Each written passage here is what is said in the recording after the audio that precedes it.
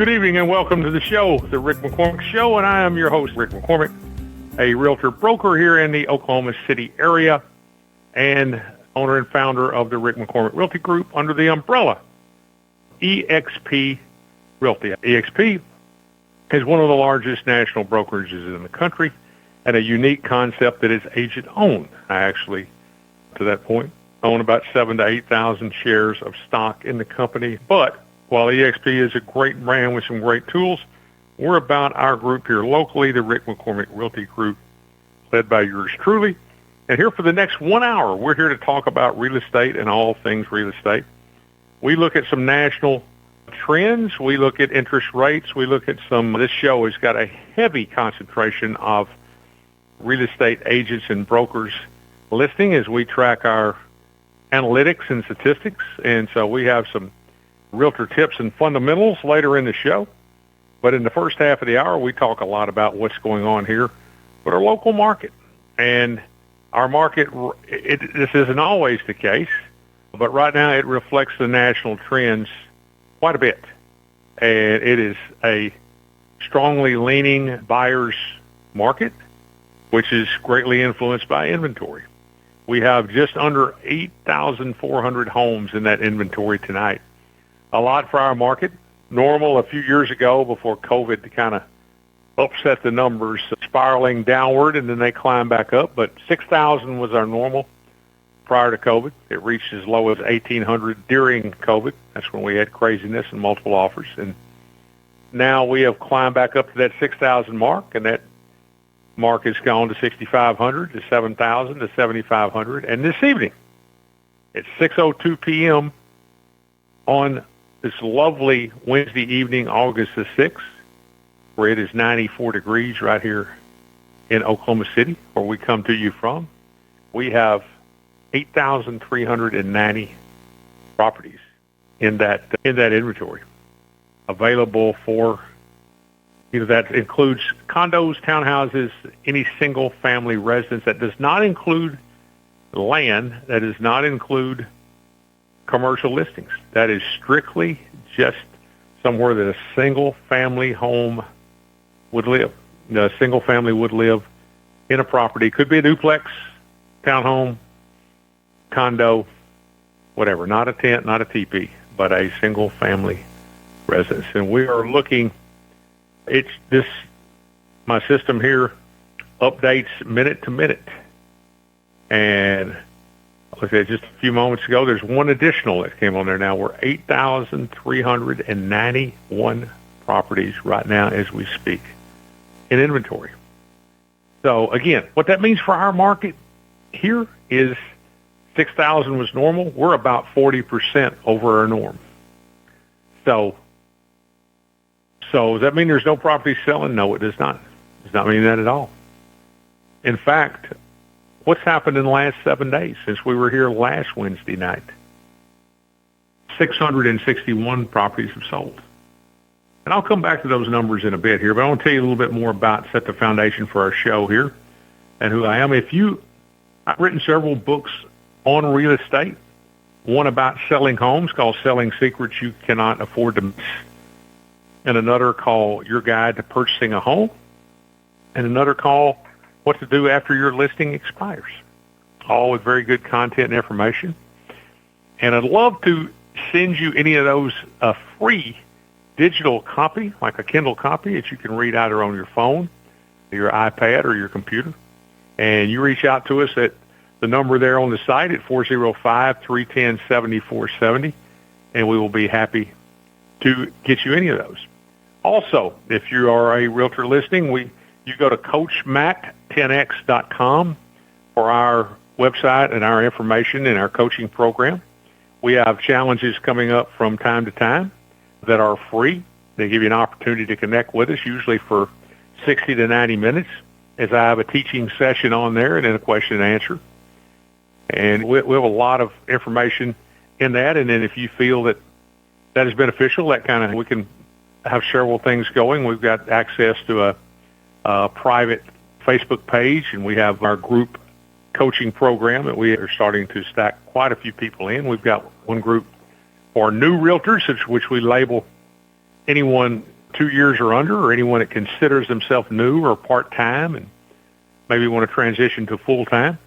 And then we have another group for more veteran realtors that are really looking to scale and increase their production. Coach Mac 10X. How did that whole Coach Mac 10X thing evolve?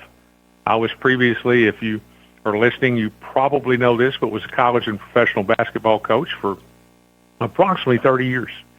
I had an opportunity to serve as a head coach of 5 different collegiate programs and worked as an assistant coach at several others and coached at the NJCAA level, the NAIA level, the NCAA Division II level, and the NCAA Division I level, and had a reasonable amount of success and garnered several Coach of the Year awards in different collegiate conferences, and one that we're very proud of, a national Coach of the Year, all the way back to 2001. It's been a bit now, but won a national championship during that season, was National Coach of the Year. Also had the National Player of the Year. Won Mr. Reggie Griffin. There's a great group of young men that all are doing extremely well right now, some years later. And I think that team is going to be inducted into the Hall of Fame later this year down in Texas. But nevertheless, so have a training and a master's degree in education and a lot of work toward a doctoral degree in higher education, teaching, coaching, training, basically connecting with people. So we now take this business, the real estate industry, which we've been a pretty significant player here in the real estate space in the Oklahoma City area, and tie that into my coaching background and try to help and reduce the failure rate in real estate one agent at a time. There's a lot of people out there that are looking to try to make it, that are working hard and just need a little help and a little plug-in, and we're there to provide that for you. And something I wish I would have knew more about, had access to, and connected to someone as I was becoming an agent. We talked last week, and we'll have our segment later in the second half of the hour, about real estate tips and fundamentals that we talk about for agents. And interestingly, last week we talked about within the first year of being licensed, 75% of real estate agents quit in their first year. And the other interesting statistic that we harped on last week is that 71% across the nation, across the United States, in all 50 states, 71% did 0 transactions for 2024. Did not do a single transaction. Perhaps some of them stepped back. Perhaps some of them were okay with that. But we know that many of them were not. So that is where the mission, I've been Coach Mac my entire life. Now I'm Coach Mac in a different area instead of college basketball and real estate. But that's how we evolved, is to try to connect with people and feel like that we can help people. Very passionate about this. We can offer something that's going to help you not be part of that 75%, not be part of that 71% that did not do a transaction last year, if you choose to do that. Yes, it requires an investment of time, effort, energy, money, a giving of yourself. But what I have found is that if you do not do that, there's a great chance you're not going to make it. We can offer something for absolutely free, and a lot of people sign up, a lot of people don't come. When all of a sudden people have to put an investment in, and they have to commit, all of a sudden the whole thing becomes a total different outlook, a total different mindset. And by the way, last week as we talked about the reasons why that the real estate community, why the failure rate is as high as it is. Analytics, research, number one thing, mindset. Mindset/expectations. Expectations, people get in, think they're going to make a lot of money, think it's going to be easy, think they don't have to work that hard, think again. Like anything, to climb to the top of the industry and the top of the profession is difficult. And you really need some help, some assistance, and there's a lot of people in business out there trying to make it. 67%, 2 out of 3 businesses fail in the first 3 years. This is no different. You're a 1099 employee. You're really establishing your own business in real estate. So anyway, we'll be talking about that later in the hour. Right now, we're going back to our market. Remember, 405-310-7470. If you'd like a free digital copy of one of my books on buying, selling, or addressing your expired listing. If you're an individual, they're available to you, and particularly if you're a real estate agent, these are tools. While they're geared toward the individual seller and buyer, I think there's tools there that the real estate agent can use as well. All right, last week we were on Wednesday night, and we had a Federal Reserve meeting, and the Federal Reserve chose to not address the interest rates and not lower them at all. And that is, we're in a sluggish market nationally. With where we're at right now in early August, if this does not change in the remaining 5 months of the calendar year, this has a chance to be the slowest number of sales, of new home sales, not just new home construction, but home sales in general, at any point in over 30 years. Maybe it changes, maybe it moves upward, but it is a slow and sluggish market. Let's be honest there. But with that said, we like to report what has happened in the past 7 days. Well, here's what's happened. 661 properties have sold. So that is over 130 a day are closing in our market right here in Greater Oklahoma City. Over 130 a day. Now, what else do we have? New listings on the market. Because inventory, supply, demand dictates so many things. 860 new listings on the market. 136 have came back on the market. Right at 1,000, guys. Right at 1,000 new ones. So we had 661 sold, and we had 687 pendings. So, right there we're over over 1,300 right there. So big numbers. Now let's talk about some more things here. Price decreases. Last 7 days now. It's not overall. Last 7 days. 914 properties in our market have decreased their price.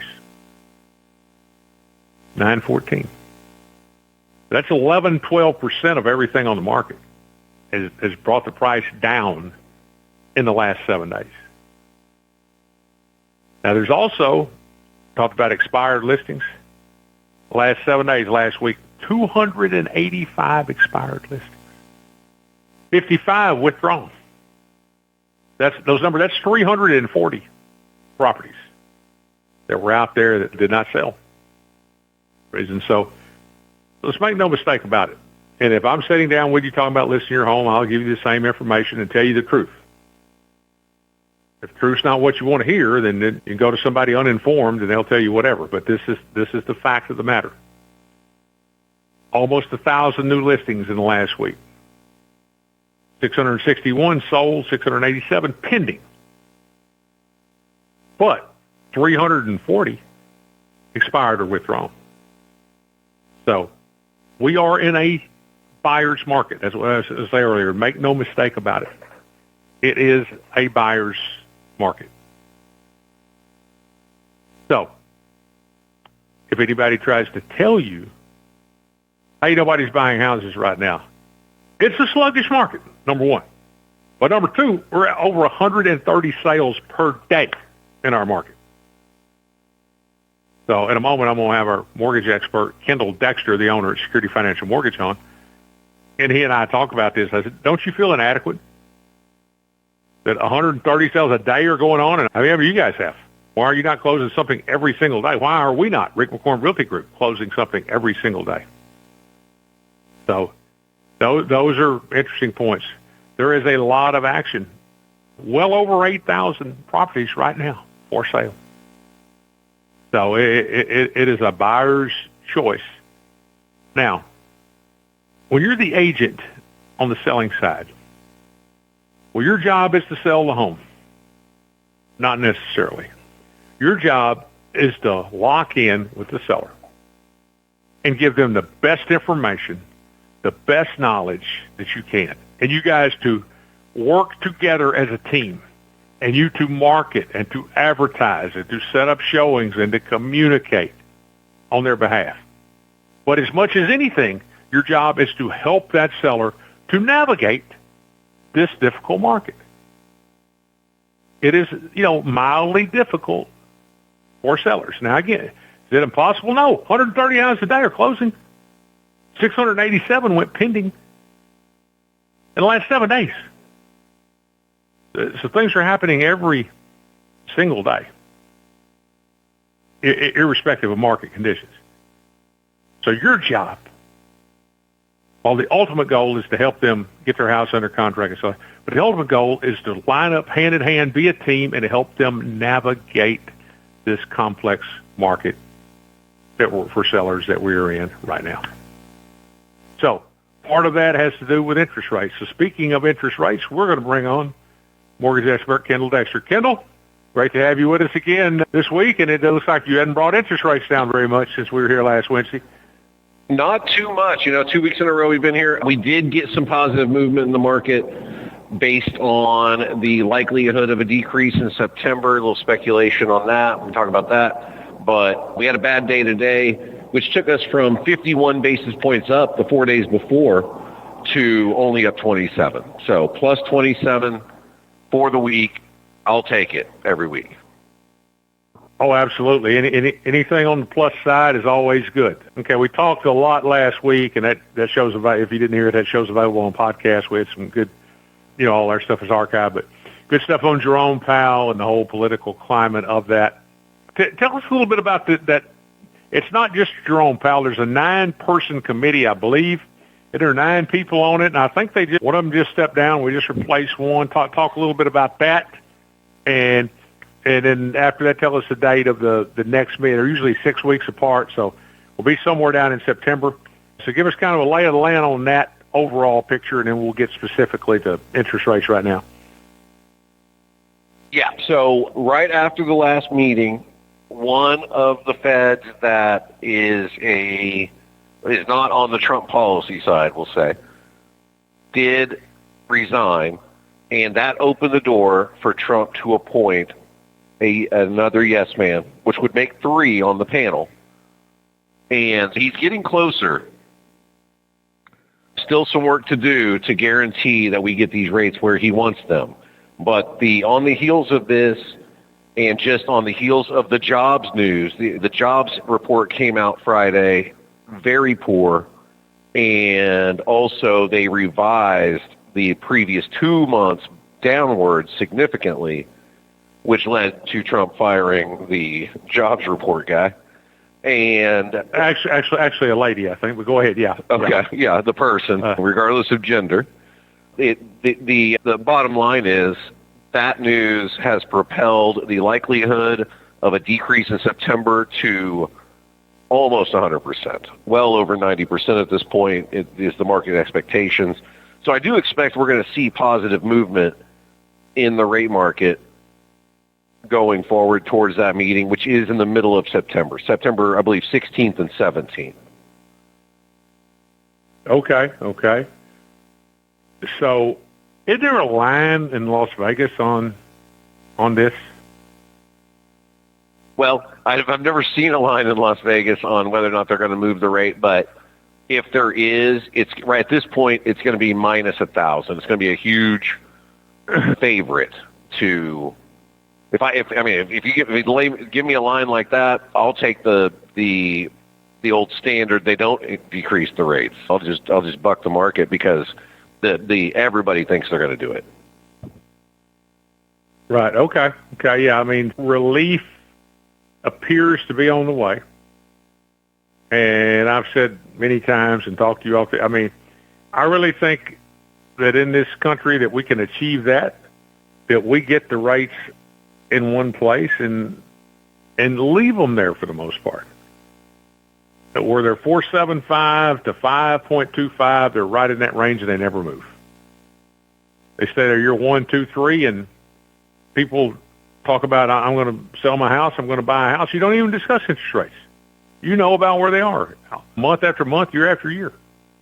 I believe we can get there, and I believe that would be a healthy place to stop these ups and downs. That we had the most phenomenal 2 years in 20 and 2021 anybody's ever seen. Now we're going to have the worst year that anybody's ever seen since 2025 and 2025. I mean, let's stop all that. Let's just keep a consistent basis on that. So tell me about that, Kendall. Am I wrong? Well, it'd be nice if we could, just for the stability of it. But that's like saying, I don't want to see any stock market movement from here on out. Let's just keep a nice stable stock market. You know, it follows the 10-year Treasury, and it's always going to fluctuate. There's just no way to make your dream a reality here. Yeah, well, all right, but I mean, while it does, the economy doesn't stay the same.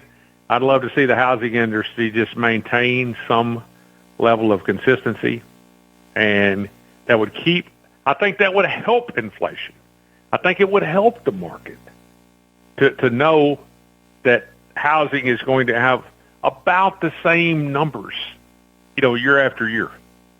That construction people can employ about the same number of people, not go out and employ massive numbers of people and then lay them off, when things get slow and whatever. So anyway, that's my, that's my story, and I'm sticking with it. That's what I want to see, and I really believe that could be achievable, and I think that would help eliminate much of the market volatility. But housing, if they could at least just trade it in a tight range, that would be nice. Yeah. But it's nothing's ever going to change in that department. We're always going to see wide swings, and you just got to get in good when you can. And I'm telling you this right now, we said it on previous shows, the buyer's market gravy train is coming to an end. And then when the rates come down, real estate's going to get more popular. When that happens, prices go up. I mean, we always end up being broken records in all phases because the market doesn't shift that fast, right? So back when rates were 2.5%, we're like, lock your rate, buy it down, lock it down. And it's not getting any better, This is amazing. And we've been saying this is a buyer's market. It's been an increasing buyer's market the whole time we've been saying it. And that's about to come to an end. When you see these rates coming down, get your real estate before that happens. Yeah, absolutely. Absolutely. And we've talked on numerous shows in the past. Well, I get a higher interest rate, I'm going to pay more. Well, here's we've been saying rates are coming down for a while, and we've been wrong in some cases. But right now, if you want to analyze this, Trump is trying to pressure Jerome Powell to leave the chair of the Federal Reserve. It doesn't look like he's going to take the bait and do that. But whether he does or not, his term is up in May of next year. So we got 9-10 months of the guy, and then rates are coming down. You can book that. So yeah, I'll predict that he's out before that. So I think in some way or some fashion, form or fashion, they're going to remove Powell, and rates are going to move faster than May. Well, I mean, when they do, we're going to have a surge of buyers and sellers. The buyer traffic is going to go way up. Properties are going to go up a little bit. Competition is going to go up a little bit for those properties. And that extra $5,000-$10,000 that you will pay on the $300,000 house, and if you get a $400,000 or $500,000, it's probably more than that. But that $5,000-$10,000 extra you're going to pay, that appreciation that you may lose, as well. And it looks like in the background, Maverick is pretty fired up about his interest rate. Maverick totally agrees. Completely agrees with you. He's not. He don't mess with this at all. Quick break, and we'll pick up the next rates when we come back. Hey, Coach Mike here. I've been in real estate for over 10 years and still am on the front line. Want my show notes and other helpful resources for new real estate agents? Go to CoachMac10x.com/podcast. Thanks for tuning in. Let's get back into the show. Good evening and welcome back to the Rick McCormick Show. We're glad you're with us for the second half of the hour, where we have kept on Kendal Dexter, the owner at Security Financial Mortgage, and are now joined by Mr. Brad Martin, the owner at Premier Insurance and also a local businessman, investor, always got his hand on the pulse. Brad, great to have you at the show last week talking about the Federal Reserve meeting, and I know you were out of town and not with us during that, so good to have you back. Yeah, great to be back. Sorry I missed everybody, but yeah, interesting times with the Federal Reserve, what's going on in the marketplace, how it impacts buyers of all kinds, right? You've got definitely the people looking at buying, selling homes, and you get the investment side. So definitely interesting times right now in that marketplace. Absolutely. No movement. We were just talking about, one of the members of the Federal Reserve Committee before we went to break was stepping down, so he'll be replaced with a whatever you want, a Trump-friendly policy, looking at foreign interest rates. And right now the projection is what, Kendall, about 95% that they're going to be dropped in the next September meeting? Yep. Yeah, it's flown up based on the jobs data, like we said, on the first half, and based on Trump getting a little bit more control in the Fed. Yeah, nine-member committee. This would be three people that are certainly very much in favor of dropping interest rates, and hopefully they'll begin to drop because this is the same group that incrementally raised them and more than doubled them in about 14 months. So it would seem that the economy is in a state to lower them, and it's interesting. We'll talk about this in a moment, and then I want to move on to our next subject. But Powell always says, well, we anticipate stuff with the tariffs. Well, they said that before President Trump took office. He's been in office 6 months, and the tariffs haven't done anything to prices. There's nothing statistically that says the tariffs have negatively impacted the economy, but he keeps referring to that as a reason. And I find that kind of interesting. The stock market, I believe, Brad, isn't it at an all-time high right now?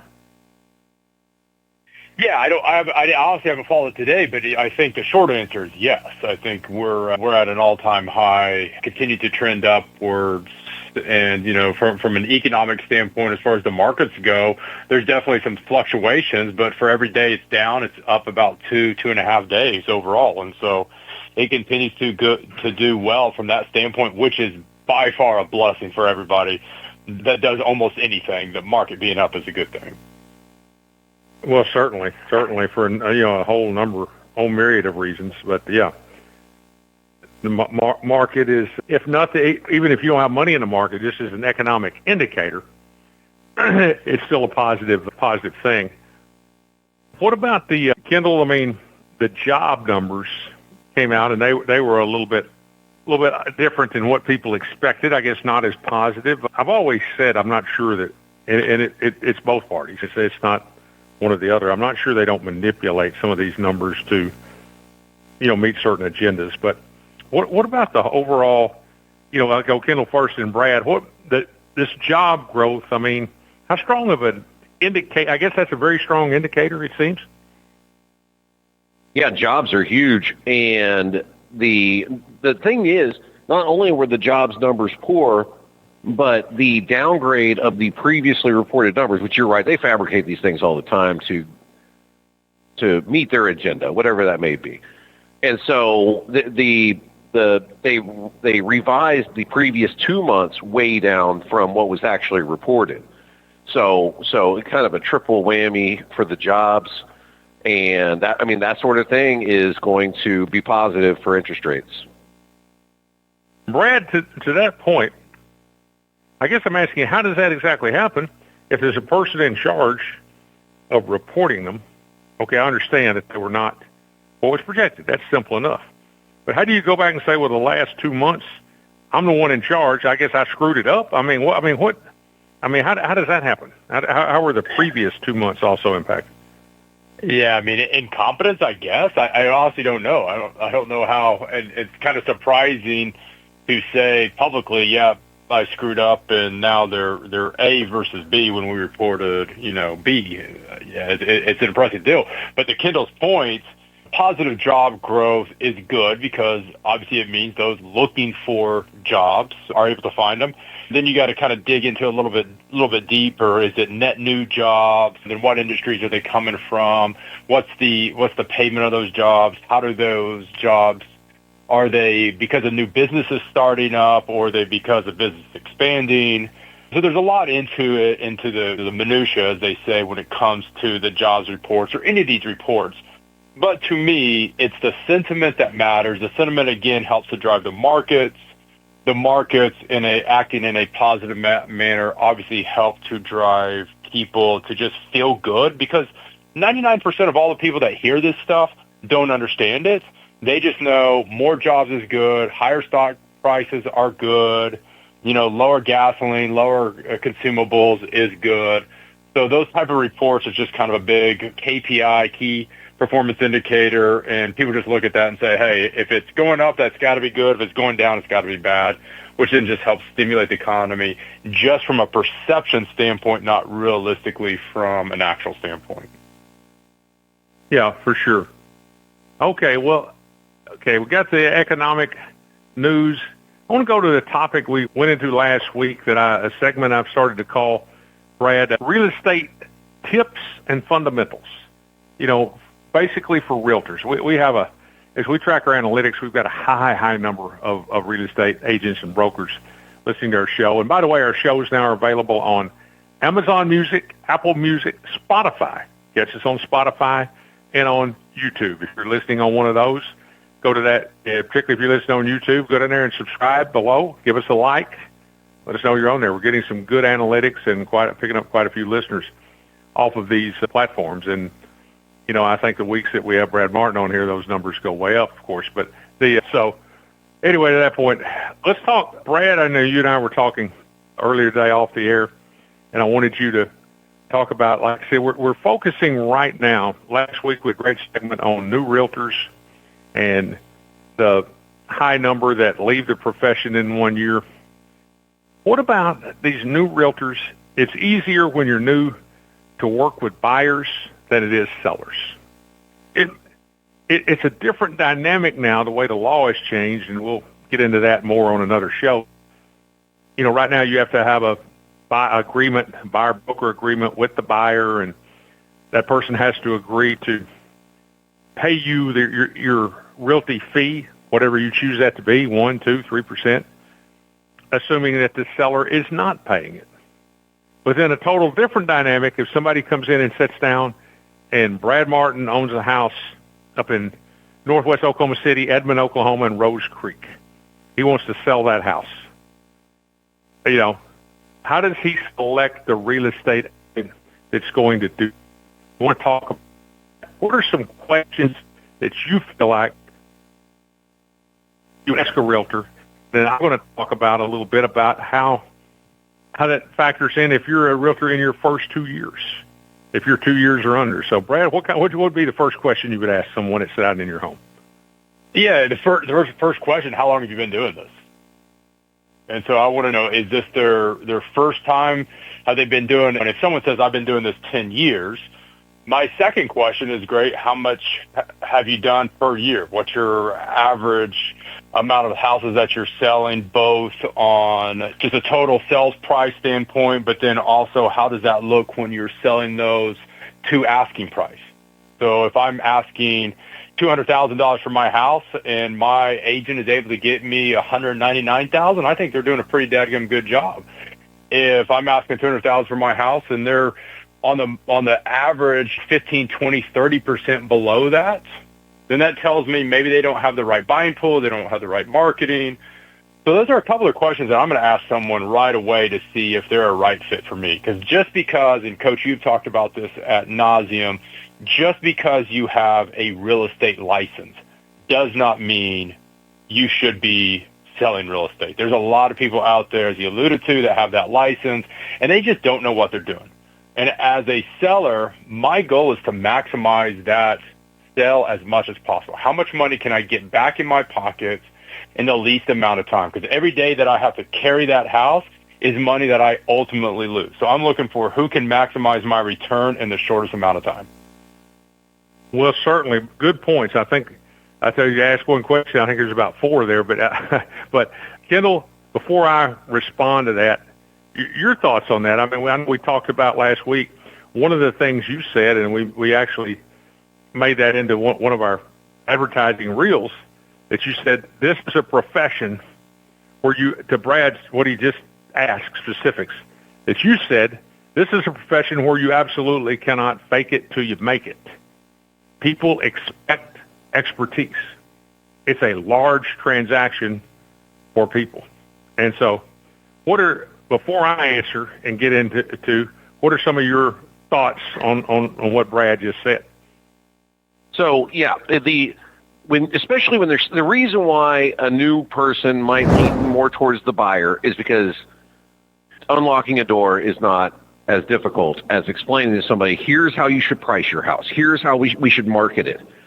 The new agents don't even have that marketing together yet.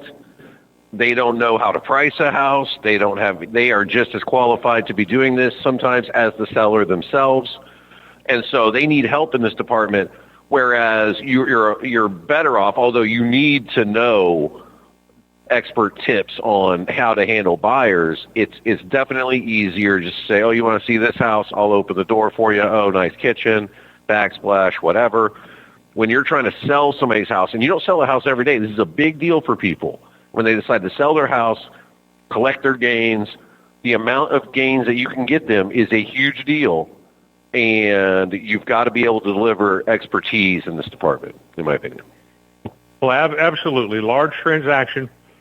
And there's people that have sold 7, 8 houses. There's people that never sell but one. The average homeowner in America will only sell their house 3 times during their lifetime. Okay? So it's not something that people do every day. So now, it gets us back to this agent. You're 2 years or under. You categorize as a, quote, new agent. How do you overcome that? Well, really, I feel like that point, there's only one way. You have to align yourself with people that have done it and can help you. And all of a sudden, it becomes we. We've done this. We've done that. And you might think about, if I'm going to meet Mr. and Mrs. Brad Martin in Rose Creek, and for our listeners here, Mr. Martin lives in about a $900,000 home. Well, more than that, I don't think you'd sell it for $900,000, would you, Brad? Probably not, no. Okay, all right. So anyway, large home. So, what if you are aligned with the right coach, mentor, whatever, the right people? And on these first ones, if you take someone with you that can answer those questions, and we are going to do it, all of a sudden you're not isolated out on an island by yourself. It is we. Well, my mentor, my colleague, or my coach, whatever here, has written books on real estate. They have, how many homes have you sold? Well, I don't know, a lot. I think we're up to, over the last decade, we've done 400, and we've done a few more buys, probably 80 sales during that time. Well, how many in this area? Well, a lot. In your zip code and your neighborhood, straight across the board. And the also chances are, if you partner with somebody or have the right people with you, that they will also have some special tools in place. As an example, I know Kendall and I have talked about this with different people that I work with. If Kendall refers me to somebody, I've got a contract with Zillow. I've got a contract with Homes.com. I can show you where our listings are going to get X number of views and so on and so forth. But the point is that taking me out of the equation, no matter what and who, align and partner with someone else in your early seller sides. If someone asks you, how many homes have you sold? If your answer is 1, Mr. and Mrs. Brad Martin are not going to go with you. If your answer is, well, how close to, I can tell you of what we sell in relation to list price over the past 10 years is 98% of list price, and that's in all markets.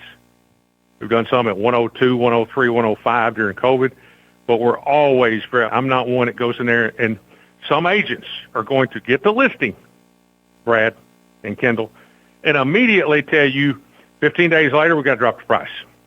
No, the answer is drop the price, drop the price, drop the price. And that always is helpful. But it's like we're a team. We're working together. What am I going to do? What am I bringing to the table? Where's my marketing? Where's my advertising? Where's my... So it is a two. And the other thing is to make sure that that house and that home is priced appropriately on the front end. A brand new agent may not be able to sell that to someone. Now, Brad, I'm going to come back and let's say that you say, hey, what I want for my house is $1 million. Okay? And I say, Mr. Martin and Ms. Martin, my numbers and my statistics show a little bit less than that. What exactly are you basing this $1 million price on? Well, I'll ask you both, Brad and Kendall. You know what the answer? What I usually hear is, Brad, I'll let you go first. Oh, probably either my neighbor sold their house for that number, and or I just looked it up on Zillow or Google, or this is what I want. I know that's three answers, but I kind of rolled it all into one. Absolutely, Kendall. No reason to go to me. Brad took both the answers: Zestimate and my neighbor's house, or the house down the street. I get those more often than not. That's just what we want for it. Okay. That's just what we want for it. Okay. Well, while not saying it maybe quite like this, unfortunately, that's not really the way real estate works. Why do you want that for? Where is your justification? Well, like you said, my neighbor's house sold for that. Well, your neighbor's house was 9 years newer and 400 square feet larger than yours. That matters. In fact, your neighbor's house is probably not a comp because you were built in phase 1 of this community and he was built in phase 4. His house is 9 years newer. So you have to show numbers that make sense on paper. Someone's going to come in, and there may be someone with a novice realtor that knows nothing, but somewhere there's somebody with a realtor that knows about what the value ought to be. And if you're priced too high, guess what? It's not going to sell, and it's going to sit on the market for a number of days. So it's best to address that on the front end. Now, I'm working with a mentee right now. Young guy right now is trying to get his first listing. And he's got a situation where somebody is way out of line. I mean, double. House ought to be priced about $395. They want to price it $900,000. 10 acres, But I'm going to ask you guys before I give you the answer. If you're me and you're sitting there, and Mr. and Ms. Brad Martin are educated, smart people, but they're just insisting on this $1 million. What might be a good response to keep everybody happy and to make this thing work? Kendall, what do you think? I don't know. If you're that far off, I don't know if there's a response that can keep everybody happy and make the thing work. I'm not you, so I'm looking forward to your answer. But I would say I would not set myself up for failure. And as soon as you ask way too much and you have to drop the price a bunch of times, you look really weak. It's a very bad look in the real estate space. So I don't know the answer. Brad, thoughts before I give you the answer? Boy, I'm following Kendall on this. I mean, I would dive deep into the conversation with the seller on the why, what are they trying to gain, et cetera, et cetera. I think if I am honestly looking at this from a pragmatic standpoint, I'm like Kendall. I probably just tell the seller I'm not the right fit for you because there's no way this thing's gonna go for that, and I'm gonna try to manage expectations. And I just can't get to where you're at, and you're going to be mad at me, and so it's not worth my time. Well, good points, both. And I'll tell you that this is the way that we handle this, and I would handle this with. If I'm sitting there with a new agent. This is what we would do. Is number one, it's really difficult when you price it too high because it's going to sit on the market too long, and you're going to be upset with me. And I'm the one making an investment. We have to work as a team. I'm paying for all the photos. the drones, the media team that's going to come out, the presentation. I'm paying for this marketing and advertising that I'm going to do that other realtors don't do. But here's the way we can do it, Mr. Martin, and not leave any money on the table and get you what it's worth. Let's get a state licensed appraiser out here. Let's get an appraiser. I was about to say, Coach, get an appraiser. Let's get appraisal, and whatever that appraiser says, we can list it at that, and I can almost guarantee you I'll sell it for that amount. But knowing in my mind that maybe Mr. Martin is $100,000 too high. Now, some people want to argue, well, no, we don't want to appraise it. Well, why not? Why not? Let's find out exactly what it's worth. Well, and then eventually, if we can't come to an agreement and we're way out of line, then I might say, okay, Mr. Martin, we're going to do $1 million. We're going to leave it on there 14 days. And if we don't get something in that deal, will you agree with me that we're going to drop it to this price? And so if we can't get some flexibility there, you probably need to choose not to take the listing. As bad as you want to do it and have this home in Rose Creek, if he won't agree to it, why would he not agree to appraisal? If he really believes that he's right, okay, he ought to want the appraisal, and that ought to prove to us. And I've said before, maybe I'm wrong. I don't think so. I'm looking at data and statistics. Well, let's say that I am. This appraisal will come in here, and the appraiser is going to, because that's what the house is worth. What it's worth is what somebody will pay for it, number one, and what the appraisal says it's worth, number two. So, Brad, what do you think of that answer? Yeah, I think definitely getting an appraisal on it is good. Now, the other thought I would have, honestly, just as three of us on a whiteboard discussing options, I would tell the seller, listen, you pay for everything up front. I'm happy to list it for whatever price you want, but I don't think it's that way. You pay for all the stuff up front. We'll get it and we'll discount it back at closing. And that way you're not, I'm not out anything, because I can't be in a position to afford to pay all this money knowing as an expert, what you hired me for. You hired me because I'm an expert to tell you what this thing can do. And I just don't feel confident to put this there, and you're going to fire me. And now I'm going to be out, $500-600 on all these things. You're willing to do that? I'm willing to list it for whatever you want. It's kind of like in the project management world, there's three main things: time, scope, and budget. You always, as a project manager, you tell your end user, you pick two and I get to pick one. So you want something on time, on budget, then I kind of get to decide the scope. You tell somebody I want this house for this budget. Well, it might take me a little bit longer because I got to do all these extra things. I would kind of use that same approach here. Going a little deep into the weeds and the philosophicalness here, but that's a tough conversation for sure. That's a very good answer. Okay, all right, Mr. Martin, let's do this. You don't want to do the appraisal. You want to go here. If I agree to list at this, will you put in $1,250 on the front end?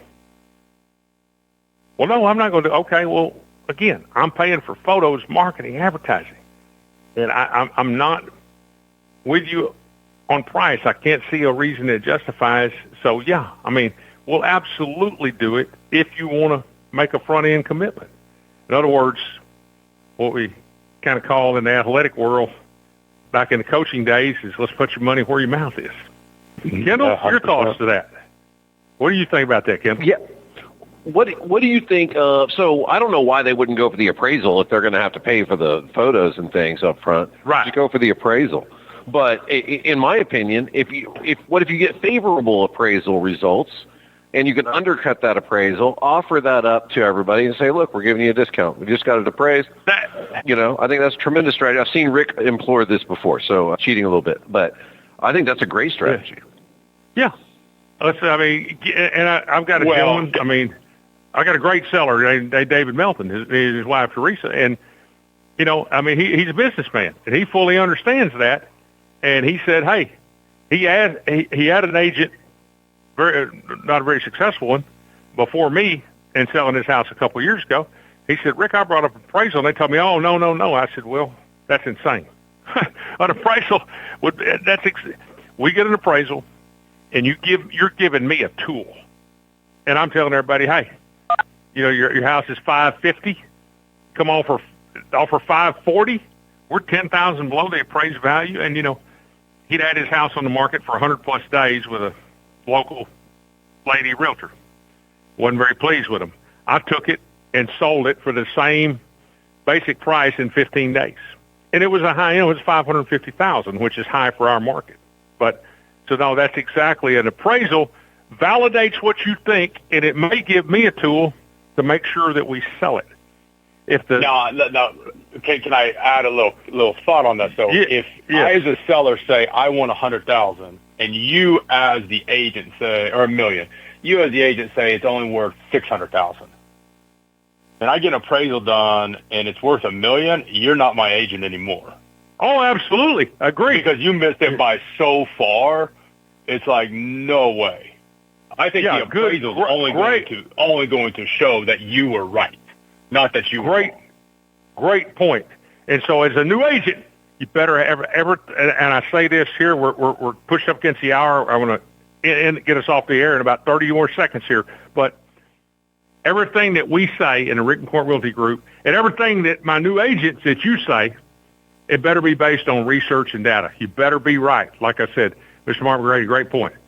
If he says $1 million, and I say 600,000, and that appraisal comes back at 985,000, he was pretty essentially right, and I was very, very wrong. So that again, new agent, get coaching, get mentorship, get with people that can help you walk through these problems.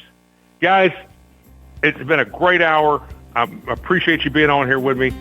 Tune in Wednesday nights at 6 p.m. Central Standard Time for the Rick McCormick Show, where we talk real estate and all things real estate. We love all our listeners. Appreciate you being here.